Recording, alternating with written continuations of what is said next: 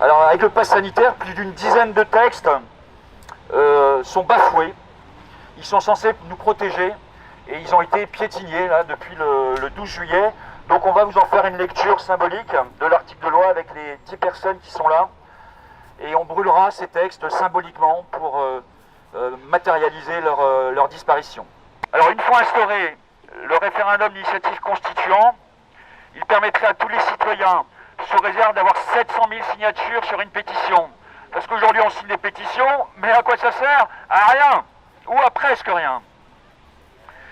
Donc une fois que ces 700 000 signatures sur pétition ont été faites, les citoyens, nous pourrions initier toutes les lois imaginables, tout le temps, dans tous les domaines, et sur n'importe quel sujet. Il n'y a pas de limite, à part celle que nous nous mettrions. C'est nous les patrons, c'est nous les souverains. Les citoyens.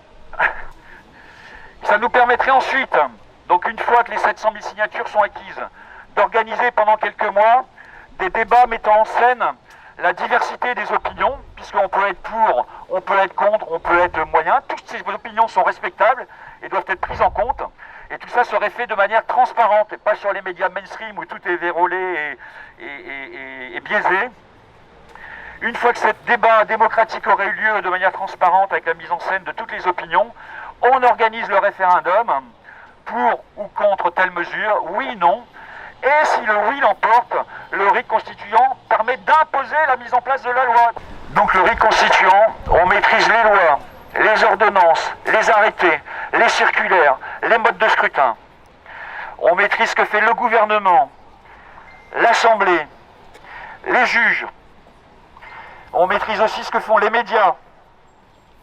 Par exemple, on pourrait imaginer que pour tout média d'envergure nationale, il y a un comité citoyen d'une cinquantaine de personnes tirées au sort, qui regardent la télé, qui lisent le journal, et quand ils voient des choses pas équilibrées, ou des erreurs, le lendemain, ce soit corrigé. Et tout ça, ça ne dépend pas du média, ça dépend du collectif de citoyens tirés au sort. Ça changerait la vie, non?